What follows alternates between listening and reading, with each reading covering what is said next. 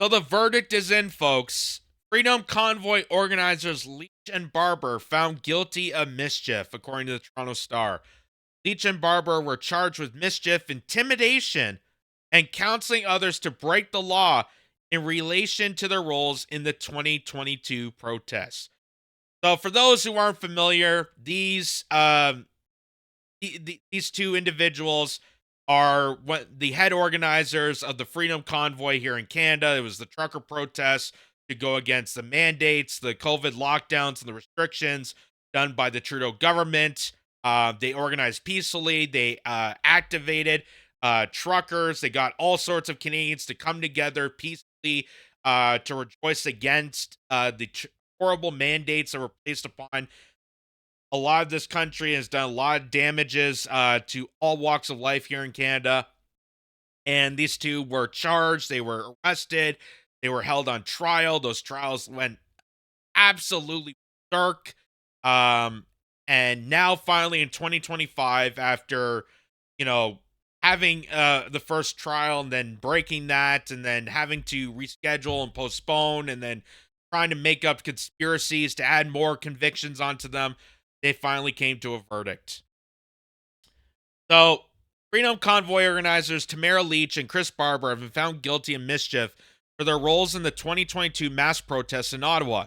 Lich and Barber were key figures and organizers in the protests that saw hundreds of vehicles and thousands of people occupy downtown Ottawa and insist they would stay until COVID-19 public health mandates were eliminated. In finding the two guilty of mischief, Ontario Court Justice Heather Perkins McVeigh said that the evidence shows that the two routinely encouraged people to join or remain at the protests, despite knowing the adverse effect it was having on downtown residents and businesses. The defense argued that Leach and Barber called for peaceful protests and blamed any disorder on police and city officials. And that right there is actually true, because if you go back to conversations and messages that were posted on platforms like X and Facebook and other people organizing this event, they have repeated numerous times to people: engage peacefully, do not cause vandalism, do not cause destruction, be civil, be courteous. If a cop deals with you, be kind and respectful to them. They have said this numerous times, and it's been proven, documented unbelievably numerous amount of times. Even the prosecutors know that this is true. But because this trial has been going so long now, it's been one of the longest trials going involving in this. They have to find something on them. They have to find something, because having two individuals capable of uniting Canadians together against these horrible mandates, we can't charge them with anything. So then this, millions of dollars we wasted on these criminal trials are just useless. So we got to charge them with something. While reading her decision, Perkins McVeigh repeatedly quoted Barber's TikTok videos, which he used to communicate with the protesters, as evidence the duo encouraged people to take part in the protests despite knowing harms to residents and businesses. In one of those videos, Barber talked about an empty intersection being lonely and said that someone should fix it. He also said that if protesters' trucks were removed by authorities, they would be replaced. My goodness, I had to watch all these TikTok videos because words themselves don't really do them justice, Perkins McVeigh told the court. Wow. I had to sit here and scroll through these TikTok videos talking about people coming together and adding more people to this protest. It was just inconvenient for me. I was just trying to watch The White Lotus, for God's sakes. Did you see how crazy? Do you see how stupid this is? But they have to charge them with something, because they wasted this time, they wasted this energy, they wasted people's money, taxpayer money, to criminally prosecute people that didn't really do anything other than engage in a peaceful demonstration. So they have to convict them of mischief. What teenagers are usually accused of. You need to see the sarcastic tone or hear it. You need to watch these TikToks. And I did. Who is this lady? The sarcastic tone to hear it. Maybe you should get AOC to fly into Ottawa to be part of this trial. She could deem this, what is it called? Sarcastic terrorism? Words are violent. He had a mean tone. Oh my God. Perkins McVeigh went on to talk about it, how Barber enjoyed a sort of celebrity status in videos depicting his walks around the convoy, and Lich was seen as the leader. She said that when either Lich or Barber said something, it carried meaning with the protesters. You mean it was encouraging? You know, like Martin Luther King, Malcolm X, JFK. Oh my God, they said words, and then people took those words, and it was inspiring. Oh! The horror. The horror. Perkins McVeigh found Lich and Barber not guilty of intimidation and counseling someone to commit intimidation. Perkins McVeigh said intimidation carries a sense of menace or violence. She said the evidence does not support that charge because Lich and Barber repeatedly called for protesters to remain peaceful. So she even admits to it. They weren't engaging in violence. They weren't criminals. They weren't vandals. They weren't telling people to go beat people up or criminal. They were the protest. They were the peaceful ones. They were advocating for civility. They made sure of it. They told people. They were trying to actually track down people that were causing vandalism, that were trying to discredit this protest intentionally. So even she admits to it. Barber and his lawyer, Diane Magas, left the courthouse without comment Thursday afternoon.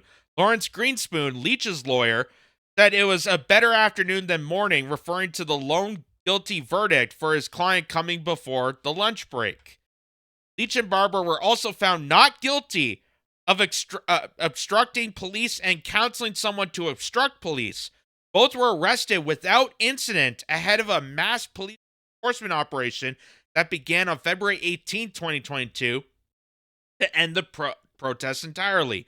Barber was found guilty of counseling others to disobey a court order for telling people to ignore an injunction issued by a judge directing convoy participants to stop honking their trunk horns in downtown Ottawa. Lich was not charged with that offense.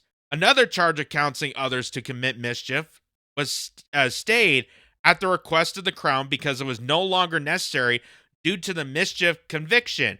Justice Perkins McVeigh had enough evidence to render a guilty verdict. Perkins McVeigh read an abbreviation version of the 105-page verdict in an Ottawa courtroom Thursday over the course of the approximately 4 hours.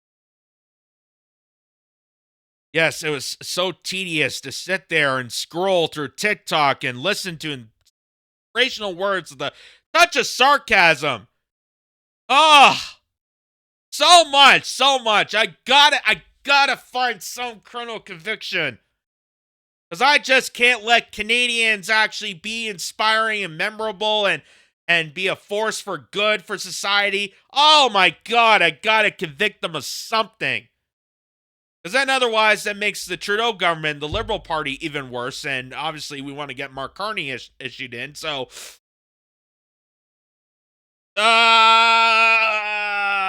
Mischief. Done. Even though they don't have any real evidence to base that claim.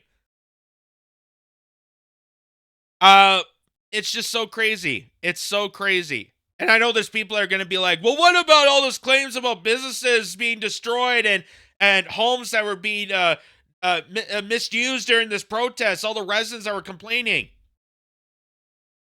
Like I said, when the protest happened, when she was first arrested, when Tamara Lich and Chris Barber were first arrested, this is Ottawa. Ottawa is a huge metropolitan area. And like most metropolitan areas, there's security cameras. You're telling me There's not a single video proof of people in the Freedom Convoy purposely destroying businesses. You're telling me that you have claims, you have evidence to back all this up, but you can't show any video proof. That's how I know it's false. That's how I know it's fabricated. And that's on top of the other conspiracies of lies and slander and misleading claims that they also did to discredit the convoy. Like saying there were Russian agents, saying there were a bunch of misogynists, saying that there were a bunch of Nazi sympathizers. How crazy it is. How crazy and disturbing this endless trial has been. But, this is kind of a bittersweet victory because it could have been a lot worse. It could have made up 100 more, unlawful tactics to go against these two. At least they're only getting the guilty verdict on Mischief, which looking at this is even just debatable because they don't even have compelling evidence to back those claims. They just want to convict them for something because otherwise they'll look like idiots. They'll have egg on their face for the rest of their lives. They don't convict them of something. So it's really just crazy. So here's Maxime Bernier, leader of the People's Party of Canada, commenting on this. It says, "It is disheartening to learn that the two of the heroes of the Freedom Convoy, Tamara Lich and Chris Barber, have been found guilty of mischief in the longest and one of the costliest trials in Canadian history." Yeah, over $1 million went to this. Millions and millions and millions of dollars poured into trying to convict these two. Imagine if that money went towards, I don't know, stopping the organized crime cartels. Imagine that money went towards border security. Imagine that money towards infrastructure. Let's fix some roads. Let's build some hospitals. Let's hire some more doctors. But no, we're going to spend the money to go after the most courageous people in Canada. This clearly was a political witch hunt. Meanwhile, Trudeau and his ministers who illegally invoked the Emergencies Act and violate basic rights will go unpunished. Our justice system is corrupt to the bones. Like I said, the whole system is corrupt. The whole system. There's a reason why politicians get the cushy jobs they get. There's a reason why they allow certain judges and don't allow certain judges. There's a reason why this seems like a machine. And all these people are cogs within this machine, and it operates so smoothly to go against you.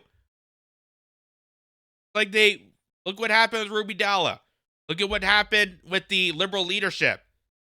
Do you think that was democracy that they were saving? Or are they trying to save the last bit of globalism to further entrench Canadians, to further demise this country? So here's Tamara Lich tweeting this out. And we showed this before, but I just want to show it again. These are Chrystia Freeland's notes. So when she was the finance minister of this country, Tamara Lich points out from Freeland's notes, here is soon-to-be former CEO of TD Bank, that's Toronto Dominion Bank, fighting for the rights of his customers to protect their finances. Just kidding. He's giving the former finance minister and deputy prime minister advice on how to unconstitutionally freeze your bank accounts and seize your money the day before the Emergencies Act was invoked. So, this is a bank, a huge bank, coordinating with the deputy prime minister and finance minister to actively engage in going after people's bank accounts. Unconstitutionally freezing their bank accounts before they even announced this Emergencies Act. This is already in the playbook. This is already intentional. They already had this set up. They already wanted a situation where they could pull this off. And now, because they could figure this out, now they can do it to anybody. This is how dangerous this is, ladies and gentlemen. If they can do it to the Freedom Convoy for going against mandates, they can go after anybody. They will freeze the bank accounts of any client and any person that they want to go after, which is unconstitutional. and protected by the Canadian Charters of Rights and Freedoms. And here it is there in the chicken scratch of Chrystia Freeland. I can't believe that's the handwriting of the Deputy Prime Minister. Obviously, she got in for her smarts, right? So, TD, Toronto Dominion Bank, is also the same bank that's guilty of money laundering. So, just to show you how much of a criminal enterprise this large bank really is, not only unconstitutionally going after people's bank accounts, before the Emergency Powers Act got invoked, TD Bank hit with $3 billion penalty in the United States for money laundering settlement. Attorney General Merrick Garland, said the Canadian bank created an environment that allowed financial crime to flourish. And TD Bank is notorious for cashing in on criminal cartels. They're notorious for money laundering from Chinese cartels that enter the country, from gang drug runners across North America. They're notorious for this. And now they were engaging against Canadians. Ordinary Canadians going after the bank accounts while taking money from criminals, criminal cartels. So Tamara Lich responds to that by saying we need to have a frank discussion about TD Bank. Absolutely. I think it should be a full investigation on TD Bank. Not just a frank discussion, but a full open investigation. There should be a criminal insight into how one of the largest banks in the country is engaged with money laundering from criminal enterprises, and yet have the moxie and audacity to go after Canadians for the Freedom Convoy. There should be a criminal investigation on that bank. So here, this is an article from the Justice Center for Constitutional Freedoms, and they break down this verdict, and here's what they had to say about it. The Justice Center has been supporting the defense of Chris Barber. Mr. Barber, a trucker and a trucking company owner from Swift Current, Saskatchewan, pleaded not guilty to all charges on April 23rd, 2023. Diane Magas, his defense counsel, has consistently argued that he acted peacefully and lawfully throughout his time in Ottawa. Note the Justice Center is also providing legal support in a separate action for Mr. Barber and Ms. Lich and Freedom Convoy members who are being sued for Ottawa residents for $190 million. The criminal trial began on September 5th, 2023, and was originally scheduled to last 16 days. Okay? So, it was set for September 2 years ago, and it was supposed to only last 16 days. And now we're finally getting a verdict in April of 2025. And the reason for that is they kept postponing these trials. Why? Because every time they went to court, they couldn't come with conclusive evidence to back their judgments, to back the claims that Miss Lich and Mr. Barber were criminals. All the convictions that were going against these two, they couldn't come up with evidence to prove. So they kept postponing and postponing and postponing till now. And now because they wasted people's time, oh, we got to charge them with something. Let's give them mischief. Nearly a year later, the trial of Mr. Barber and Miss Lich is nearing 40 days of court time. Crown prosecutors in Ontario claim that they do not have enough resources to prosecute people accused of sexual assault and other serious crimes. People accused of serious crimes are walking away without facing trial because of extreme delays. Okay? Again, just hear how crazy this is. Extreme delays, supposedly caused by the Crown lacking adequate resources, yet the Crown has devoted massive amounts of its limited time and energy to prosecuting peaceful protesters who exercise their fundamental charter freedoms, stated John Carpy, president of the Justice Center. Lawyer Diane Magas, who was back in court with Mr. Barber the morning of Friday, September 13, 2024, to hear the Crown's closing submissions. Miss Magas said she will address the court referencing the R.V. Declare appeal decision. She successfully defended Christine Declare when the Crown appealed Miss Declare's dismissal on charges of mischief for being at the Freedom Convoy protests. Miss Magas hopes the court will use the decision as guidance when considering the current case. She will draw attention to paragraphs 30 and 31, where the appeal court noted the Crown still needed to prove beyond a reasonable doubt that a person actually engaged in mischief, and that merely being in the vicinity of where someone else might be causing mischief was not enough to convict. A date for the verdict was set for March 12, 2025. That was postponed, as now expected for April 3rd, 2025. So they postpone it once again because exactly that point there. They don't have enough conclusive evidence to back these wild accusations, to do these unlawful tactics. So they keep postponing it, going back to trial, doing another trial, doing this, doing that. And yet, there's legit serial offenders, serious crimes, sexual assault, murderers, to get away scot-free because they don't have the time and energy to do that. It shows you what a circus the justice system here is in Canada. So, you may remember all the media coverage that followed through this. Matt Alexander reminds us, remember after the Freedom Convoy, when Zexi Lee, interesting, said that there were many acts of violence at the protest. When she testified, she didn't see any of them. I do. It was an incredible peaceful protest. Thank you, truckers. So this woman, who was the lead plaintiff in the suit against the protesters, against Tamara Lich and Chris Barber, went on to the CBC claiming that there was violence, claiming that there was scandals, claiming that their vandalism, that they're claiming that they're destroying businesses, that are being destructful.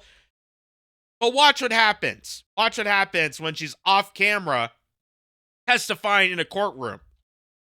Violence of many kinds were inflicted upon the residents of Centretown. Though I didn't often see direct acts of violence, there was a certain chaos on the streets. All she could say is there was certain chaos in the streets, but no violence. That's all she can claim. Here's another example of just how crazy this is. So, they tried to prosecute other people, and all charges were dropped against 50 Freedom Convoy-inspired truckers. Life site. According to the Democracy Fund, 50 truckers who protested COVID mandates by participating in the 2022 Freedom Convoy blockade protests at the Canadian-U.S. border have seen their tickets dropped. So, they can't convict anybody. They can't convict a single person involved in this peaceful protest. But yet they have to come up with something, because otherwise the Justice Department, the entire federal government, all the resources, all the bureaucracy that went behind this crap, they're going to have egg on their face and be embarrassed for the rest of their lives if they get off scot-free. So of course they're going to come up with some conviction of, hey, we'll just give these 2 mischief charges. We can't prove any of it. We don't have conclusive evidence to back all these claims. But hey, we gotta give them something. So here's Vigilant Fox. The Freedom Convoy is the single most monumental demonstration of peaceful resistance I have seen in my lifetime. During a time of coercive measures and medical tyranny, a small fringe minority, that's what Justin Trudeau claimed, took a stand for the people and embraced their role as the tip of the spear. This is when this went viral. When people saw the Freedom Convoy, Canada was on the mark. It was the top trending of the world. And people took action about it. People took notice about it. And they started doing their own protests. They started questioning their own governments about this medical tyranny. And that's when they started going after people of this protest because it went to this magnitude. And when a protest spreads, that's why they don't cover it accurately in the media, or they try to silence it out, because if word gets out, people might think about it. They might say, hey, that's maybe something I should do. And then they'll start conducting their own protests. And there's more challenge to the status quo, more challenge to the absolute tyranny of not just the medical industry and big pharmaceuticals, but the entire occupation of our governance, the entire occupation by the billionaire class, by central bankers, by the WEF, and so on and so forth. Here's Wiretap Media saying the political trial against Tamara Lich and Chris Barber has been propped up by blatant lies and false allegations. On numerous occasions, members of the Trudeau cabinet claimed Canadian law enforcement asked for emergency powers to clear out Freedom Convoy protesters, but then later denied it under oath at the Emergencies Act Commission. So when Trudeau, Chrystia Freeland, all the other members of Parliament went under oath to testify, they lied. They lied. They lied right to your face. And here's just an example of what happened during those trials.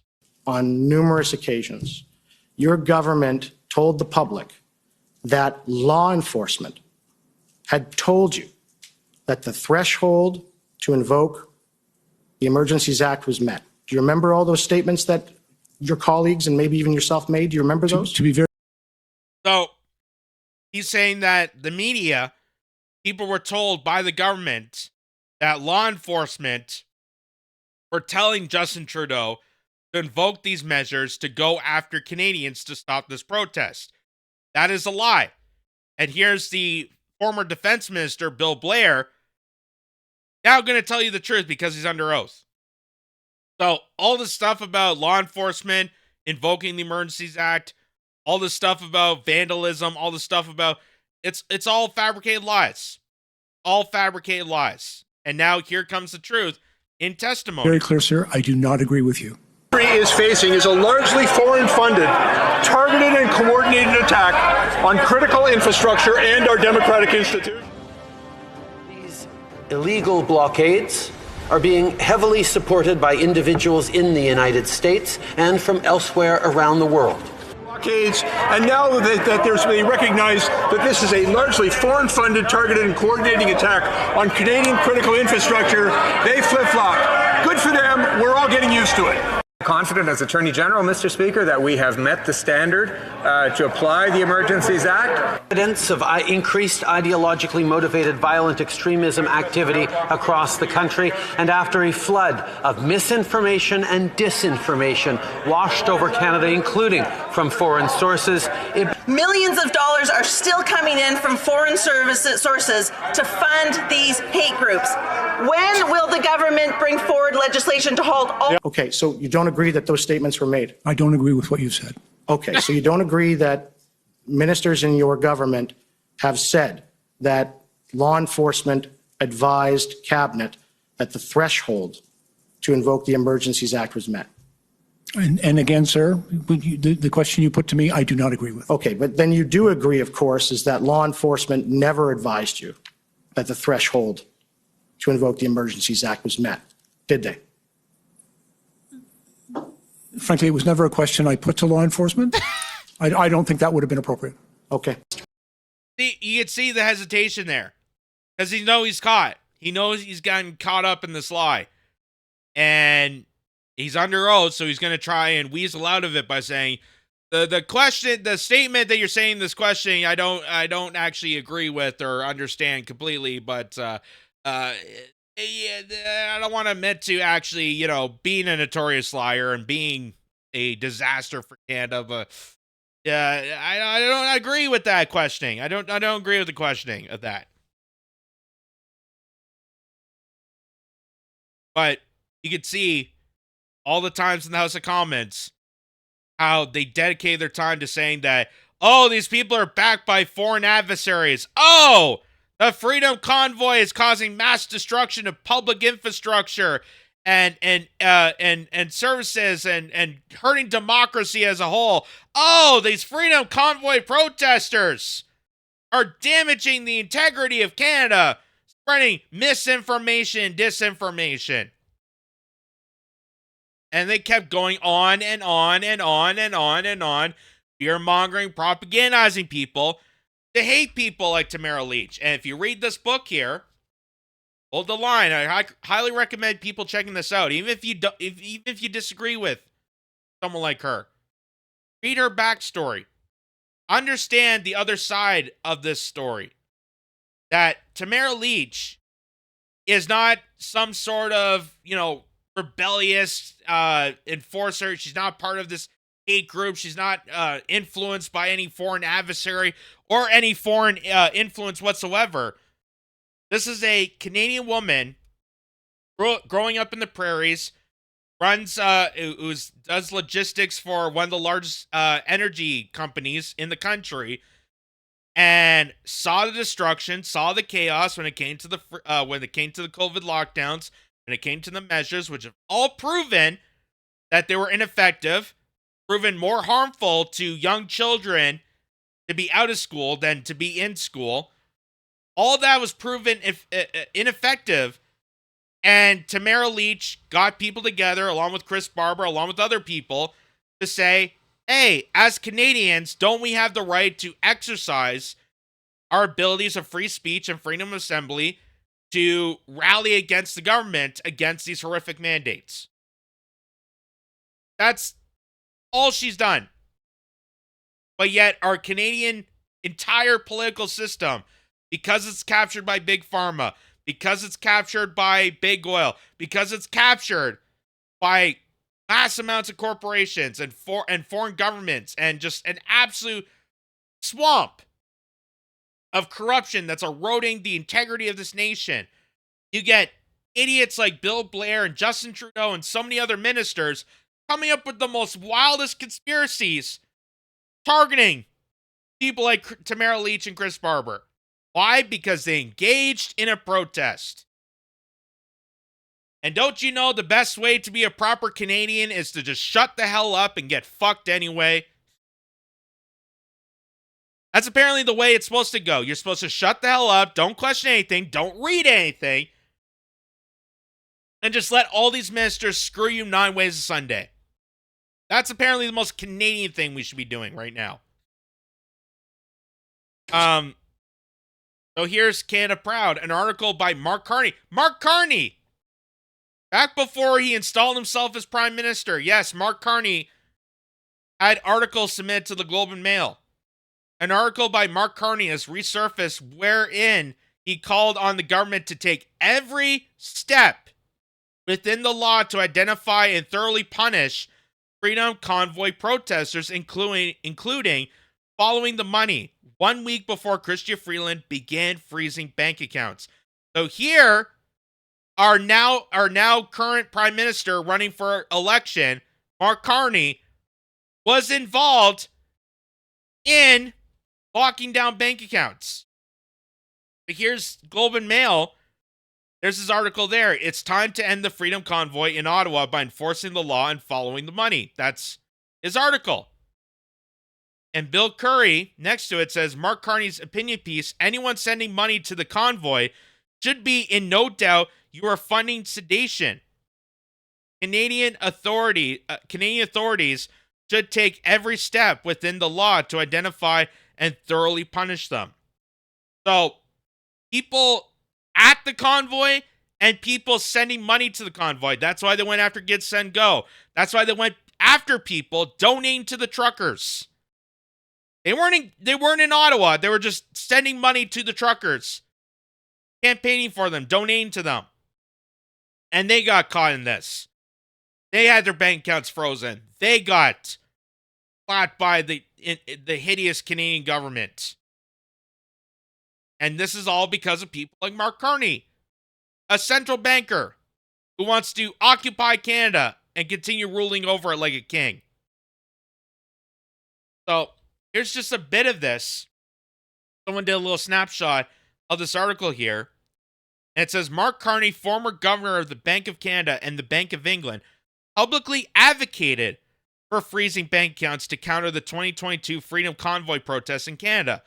Shortly after Carney's advocacy, the Emergencies Act was invoked, leading to the freezing of the 206 bank accounts linked to protest supporters. The freezing of bank accounts raised concerns over violations of the Charter rights to freedoms of expression and protection against unreasonable search and seizure. A federal court later ruled the act unreasonable. And the saddest part about this is, even with this knowledge, even with this understanding, even with people still, even with people having an understanding of who this guy is, who he represents, who his backers are, where he exactly came from, they still want to advocate for him to be prime minister. I'm not saying that Pierre Poilievre is a saint either.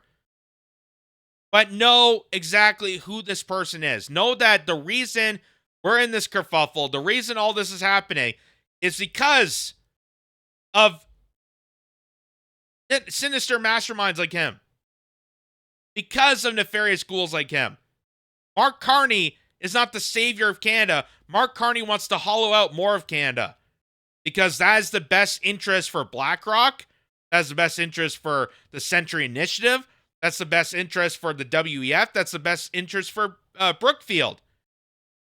Hollow out this country. We no longer become a nation. We become an asset towards them. And this guy rules over us like a king.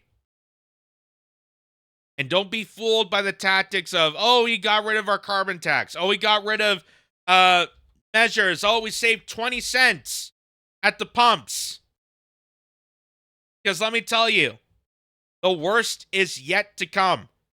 If you think that the carbon tax are going away, wait till they industrialize it. Wait till they put carbon tariffs on other products, and you'll still feel the burden. And it'll be double or triple the amount you're paying in carbon taxes beforehand. Because that is what a nefarious ghoul like Mark Carney is worse than Trudeau. People can't believe that, but he is a worse than Trudeau. He's a more poised Trudeau. He's a more competent Trudeau. And a more competent Trudeau is a more evil type of Trudeau. At least with Justin, he was a bit of an idiot and people were able to see how much of a buffoon that guy was. This guy, because he has a nice smile and he wears a tie and he's poised, he's more etiquette, he seems more intelligent. Oh, we shouldn't question him whatsoever. He's going after the nefarious Trump, so we'll just let him be. And now you know that Mark Carney was intentionally involved in an unconstitutional act against Canadians. And if he can do it to the Freedom Convoy, imagine if he becomes prime minister, the capabilities of enforcing that to anybody. And that's the whole intent. That's the whole intent of what they want to do, is target Canadians that, hey, if you get out of line, we'll cancel all your bank accounts. Cancel anyone's bank accounts, no matter what.